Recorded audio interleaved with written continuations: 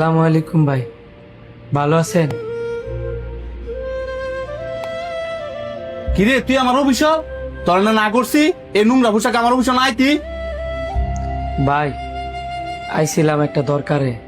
দরকার হয়ে যাবি দরকার সারা তো আইতি না সেটা আমি ভালো করে জানি অনেক কি লেগেছে সেটা ক না ভাই কিছু লাগতো না, আমি গেলাম। এগারো অভিনয় না করে কি কবি ক তকর দাবার স্বভাব ভালো না পরে এলাকাবাসীর কাছে কি আমার নামে বদনাম করবি বদলাম করবো কি লিগা? আপনি হচ্ছেন আমার আপন বড় ভাই, মন হইল আপনি অনেক রাগে আছেন, এই কারণে ভাবলাম অনেক জায়গা ফরে আমনে। কাজের চাপ এমনিতে একটু বেশি কি কবি অনেক হয়ে যাই গিয়া পরে আর দরকার নাই আমি যে অটোটা চালাইতাম এই অটোটা নষ্ট হয়ে গেছেন গা, পরে ঠিক করাইতে অনেক টাকা লাগছে। ইয়ার মধ্যে আমার মায়াটা অসুস্থ হয়ে গেছে গা, এখন মায়াটার যে ওষুধ কিনে দিমু ওই টাকাটাও আমার কাছে নাই। এখন আপনি যদি কিছু টাকা দিতেন।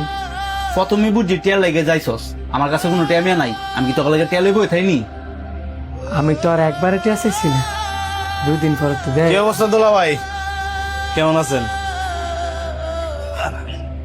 ভালোই আছি।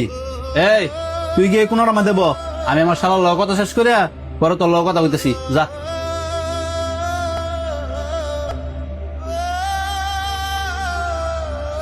অনেকদিন পরে আমার অফিসে আইছো কি খাইবা কও না না কিছু খাইতাম না, আইসি একটা দরকারে, আমার 1 লাখ টাকা দেন। 1 লাখ টাকা দিলে হইব নাকি আরো বেশি লাগবো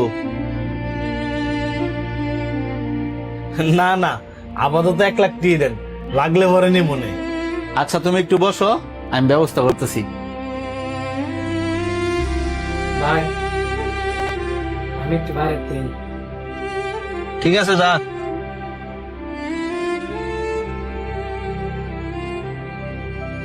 অভিনয় না করে কি কবি ক তখন তো আমার স্বভাব ভালো না পরে এলাকাবাসীর কাছে কি আমার নামে বদনাম করবি প্রথমে বুঝি টেল লেগে যাইছস আমার কাছে কোনো টেমিয়া নাই আমি কি তোকে লেগে টেলে বই থাইনি 1 লাখ টাকা দিলে হইব নাকি আরো বেশি লাগবো